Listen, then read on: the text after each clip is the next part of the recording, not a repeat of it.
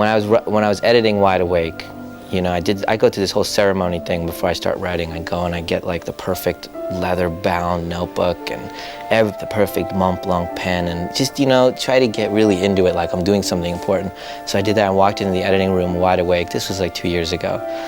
And I turned to my editor, and I said, you know, I'm going to write a screenplay, and I'm going to call it The Sixth Sense. I'm going to sell it for over $2 million, and I'm going to have Bruce Willis star in it. And he goes, yeah, sure. And that's what happened. And that's exactly what happened. When I called him and told him, you know, we sold it for $3 million and Bruce Willis is starring in it, he was just like, get out of here. It was too eerie. Well, every once in a while we get what's called a spec script that comes through an agent and is offered to us within a short period of time, because obviously they think that it's a hot property and they want to have, you know, a quick response. We went to sale on Sixth Sense. It was September 15th on a Monday, and I had not shown it to anyone until the Saturday, so it was the 13th that I showed it to my agents for the first time, and they had set up the whole town all ready to read the screenplay. And Monday at noon it went out, and Monday at 4 we got the first bid, and they said, you have a half an hour. I said pass.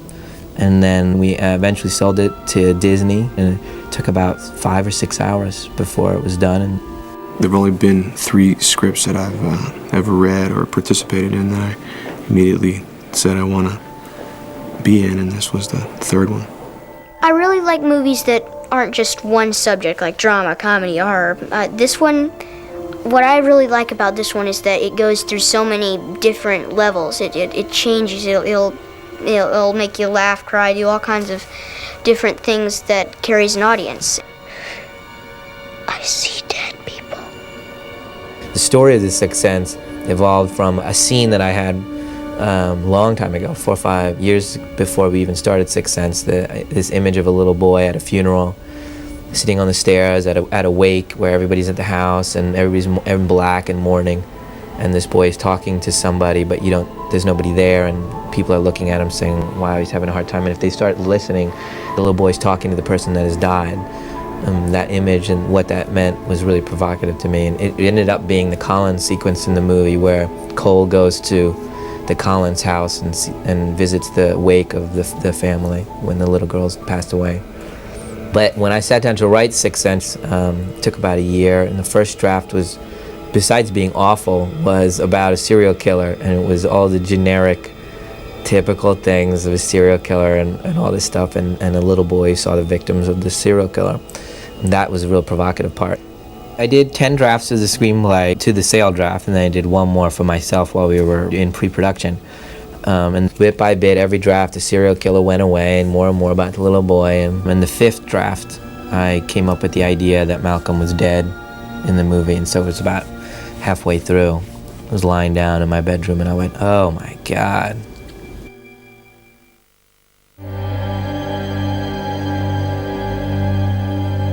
You have 3 or 4 key people that are working with the director that are taking his vision and realizing it. And the angles and the look of each different set was very key in creating this overall feeling that's in the movie, along with the photography, along with the costumes, along with the editing, along with the music, along with the sound effects. They all add up to make this movie into, Knight's vision. Visually, I told Tech Fujimoto, who's our cinematographer, to use shadows to insinuate the other world. And so if you look, we use shadows a great deal with Cole. When he comes up the winding stairs, you see his shadow first, and heavy shadows whenever he was going into a place of Sixth-Sensian, jeopardy. Open this door, I'll break through it and grab you! I tried not to have shadows for Malcolm because he wasn't there. And so we tried pretty hard to do that. So a scene like on the swings at the end of the movie when he's talking to the little girl and giving her the hand puppet, their shadows are stretched out on the lawn, but Malcolm's shadow isn't there. And so those are things throughout the movie. We use shadows a lot.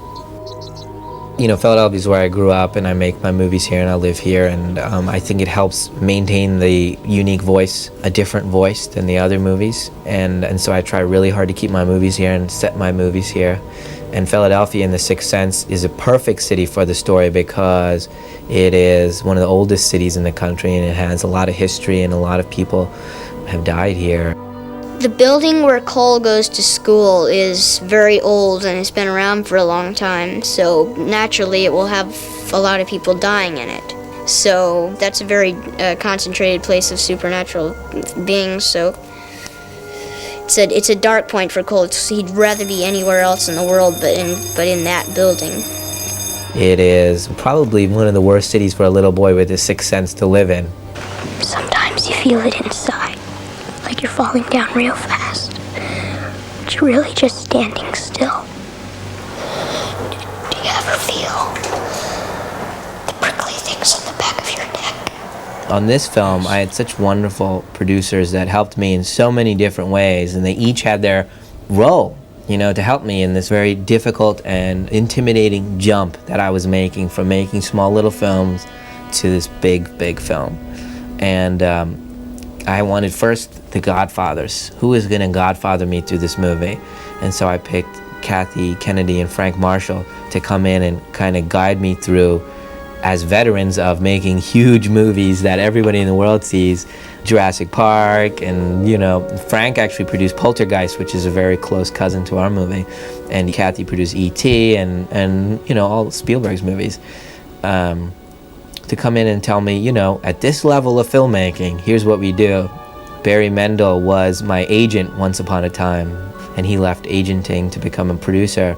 And then I always found his input into just straight storytelling. I don't understand why the character does that. Why does she do this? Why did he pick up that cup there? Very informative and helped me become a better filmmaker. And so I brought him on to just keep asking me questions and say, are you sure that's the best person for that role? Is that the right costume? That sweater too long? Just keep going, because it's like having two of me there, and he did that. And Sam Mercer is kind of the guy that makes all the problems go away. Oh my gosh, this room is way too small. I can't get the camera in the way I want it to. You come back and he's worked out something with the building, and now we can take the roof out. The ceiling in the room. Oh my, you worked that out? And so they each did all their parts, and as a credit to them, as a group, it was literally the most problem-free, smoothest shoot I know I have ever had, but that anybody has ever had. It was like finished to the day, finished on budget, finished our cut, went in there, previewed it, released it, became one of the highest-grossing movies of all time.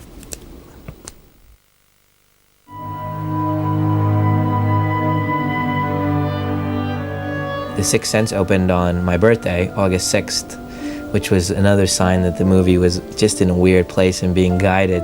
We were opening the week after Runaway Bride opened, which was a huge hit, and we were opening just as Blair Witch was expanding, and they were on the cover of Time and Newsweek, and we were just another scary movie. And as good as we felt about our film, the most we could have hoped for was that it would open number 3. And we were all, including the studio, all of us surprised that the movie opened number 1. And the most extraordinary thing about the release of the movie was the next 2 weeks, that the audience just kept growing and growing and growing for this film. Well, the greatest thing for us was when we realized that our two strongest audiences were young boys and older women. And they usually have nothing in common. They don't go to see the same movies, they don't care about the same things, and they both love this movie the most. And that was wow, that means the romance was hitting and the fear was hitting. There are spiritual questions that are really answered in the movie about loss and loved ones and grief and how you deal with all those different subjects. And I think that it helps people feel better about themselves and about their own situations, and it also creates a great deal of discussion about those subjects, and that's what's making the movie work. I think people come out of this movie and they start talking about it, and they start asking each other questions about, well, what do you think about this, and what do you think about that? And they're very universal themes. So that creates a great word of mouth, which propels the movie forward. I think for a lot of people this was a religious experience, very much nothing short of a religious experience for people. And once in a while cultural events occur that I think provide people with opportunities to crystallize some of their own notions about what may happen after we all leave this planet. And I think this movie did that for a lot of people. I had felt on The Sixth Sense that the movie was guided from every step, that something weird was going on, that I didn't have any fear at all when I went to sell it, that I knew it was gonna, I knew Bruce Willis was gonna be in it, I felt like that. I thought Disney was gonna do it, and they did, and it all went so smoothly, and the movie shoot was like guided in every decision. Everybody came together, and yeah, the perfect choice was Donnie Wahlberg.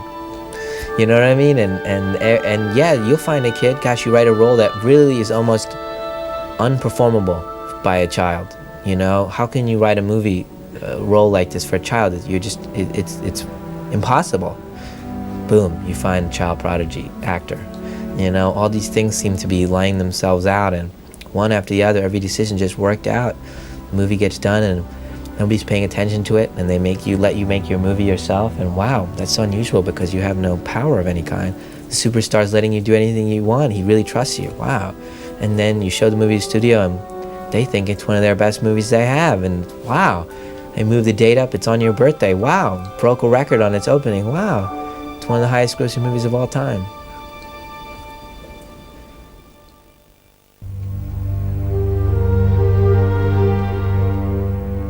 In a film like this, where people are going to scrutinize what you've done, it's essential that you go back and you're very rigorous about maintaining the laws and the rules of that world. Well, one of the things we really wanted to protect is that if you saw the movie for the second time, that we were true to it and we were honest about it and we didn't just pull a fast one. So we had to establish rules about each scene and how Bruce would interact with people and situations and physical things. So we had these rules, and one of the rules was that if a ghost was mad or angry, it got cold. When we have the angry ghosts in Cole's apartment, you see the temperature start dropping, and that's sort of a foreshadowing of what's coming, and hopefully is building up a little suspense. And then we would see the cold breath. And that was only when a ghost was angry, because people have asked me, well, why don't we see breath when you see Bruce Willis's character? Well, it's because he's not angry, and he's trying to help the situation. He obviously doesn't know he's dead, which is another thing that Cole actually says. They don't know they're dead. He had to have on the same clothes the whole time, but that rule was that it wasn't necessarily the clothes he had on when he was shot.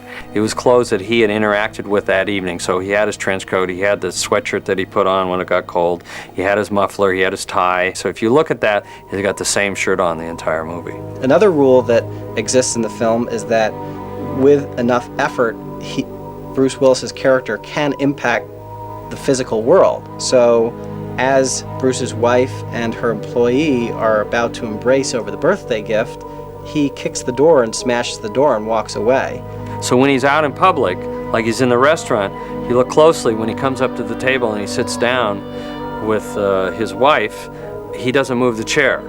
So in other words, if you're in the restaurant, you don't notice anything strange going on there. It's just a woman who seems to be kind of sad having dinner by herself. One of the most interesting things, I think, about the rules is they relate to the style and the idea Knight had about making this film, which was that he was very true to each character's emotional point of view. It was kind of saying, I'm going to put you in the shoes of Malcolm Crowe, and at the end you're going to feel exactly what he felt. And so it's not a cheat. You're not feeling something different than the characters. You're feeling exactly what the character felt. Oh my God, I can't believe what I thought was true isn't true. You should analyze the movie scene by scene in repeated viewings. You should look at every scene in the film because there is some bit of art direction or wardrobing or propping that indicates, the events to come. We wanted to punctuate certain parts of the movie, so when you did see it again, that you would notice that there were little clues along the way, and one of them was with the color red. We used the color red to indicate anything in the real world that has been tainted by the other world. The woman who poisoned her child is wearing red. On the day that he gets locked in the dungeon, Cole is wearing red. The doorknob that Bruce can't seem to get open to get into his basement is red. And red is used specifically to connote really explosively emotional moments and situations. Anytime there was red by mistake, I was like, get it out, get it out. It was fun to go through the movie and just sit there and go red, red, red, red, red, red, red. You can just go through beat by beat the movie and find these clues and layers, which are intriguing and fun. They were all there in the script, starting with Bruce's first time back in the house, from supposedly meeting Cole, and seeing that isolated place setting. In reference to the lock of white hair that everyone's like, what's that about? What's that all about? It's just one of those details that I put in when people that have had very, very traumatic experiences, sometimes they lose pigment in their hair. When they had a very bad accident or something, they wake up in the morning, they've lost pigment in their hair.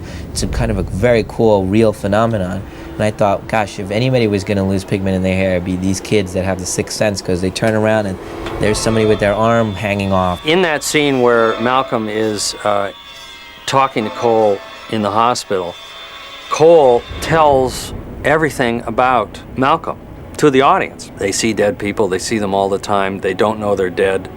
And these shots, they're shots on Malcolm. Now, if you're really paying attention, you're going, oh, he's talking about him. And that's a clue that I actually thought we had overdone it. I actually thought we're giving too much away here. The audience is immediately going to get it because we're on Malcolm, and Cole is saying they don't know they're dead.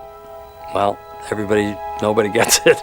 So there are clues all the way along where you see that, when he's sitting there in the living room with his mom, you think they were talking, but they weren't talking. He's just sitting there and she's waiting for him to come home.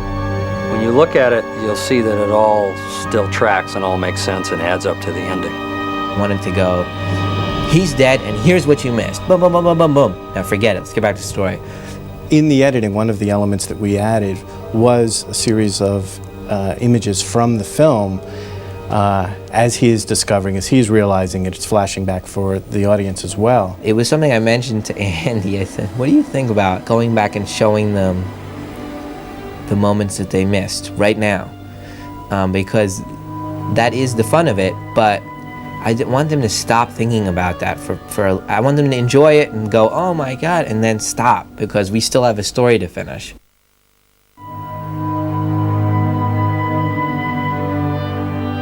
One of the things I was most excited about doing the DVD was getting a chance to show you, everybody out there, all the scenes that I didn't get to put in the movie that for a lot of reasons I had a lot of love for and worked very hard with all the 200 people on the movie to make, and we didn't get a chance to put them in the movie, and I wanted to show you.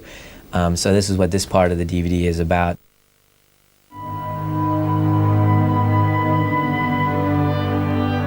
One of the first scenes we shot with Haley that really gave us a glimpse of what Haley was capable of as an actor was this scene where Cole's character sits with these soldiers and plays soldiers, and Malcolm just observes his play. It was supposed to be a moment where Malcolm sees a little kid playing and then all of a sudden realizes that this child has knowledge way beyond what he should, and he's connecting with these soldiers like they're real people. The reason it's not in the movie is because it was too much information that didn't make sense too early in the movie.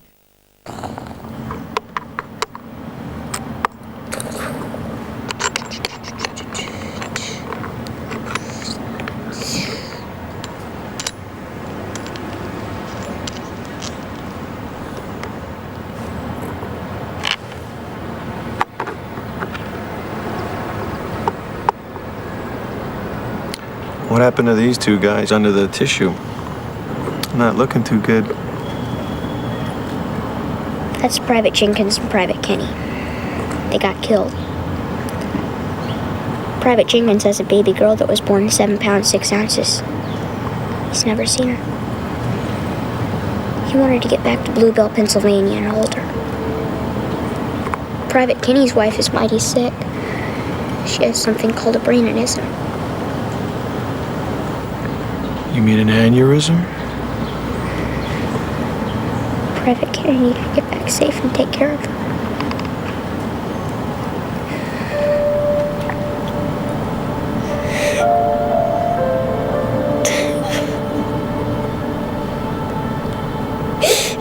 sadly died instead.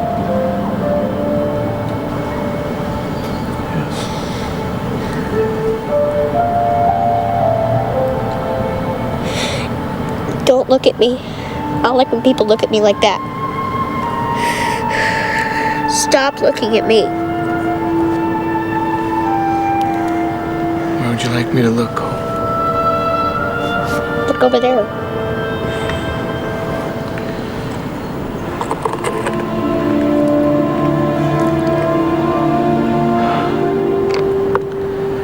Is it okay if I look back now, Cole?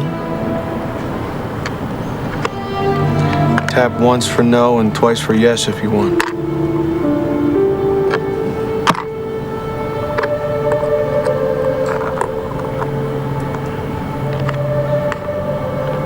You wouldn't want to go for a walk, would you?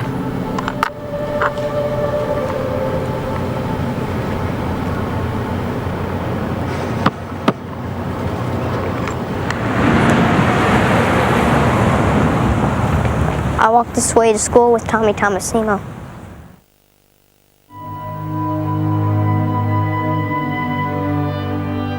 What you're gonna see here is my saddest cut in the movie. I was so sad when I had to make this cut, and I fought it a long time because it was my favorite moment of writing, and it was such a wonderful bookend to the movie. There are two reasons I cut it.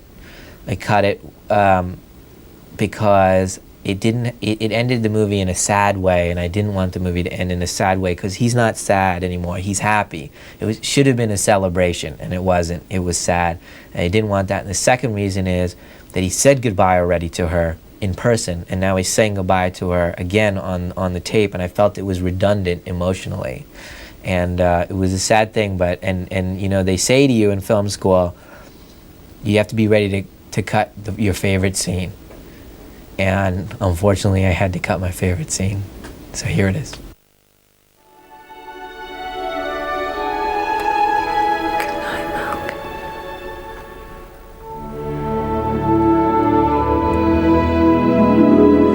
Good night, sweetheart.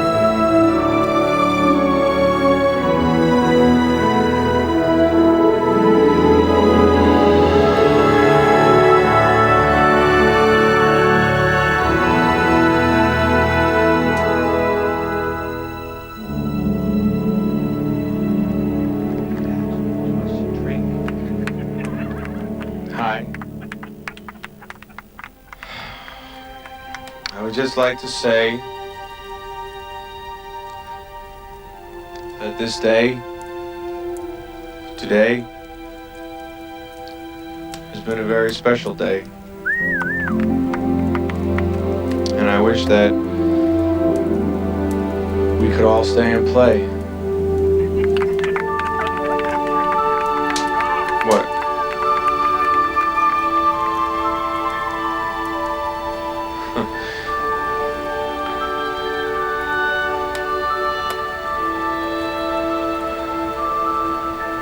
Anna, I never thought that I could feel the things that I am feeling right now. I never thought that I could stand up here in front of my friends and my family.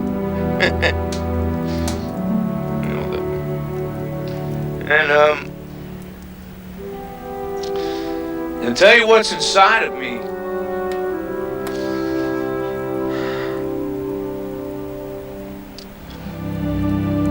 But I can today. Anna Crow, I am in love. In love I am.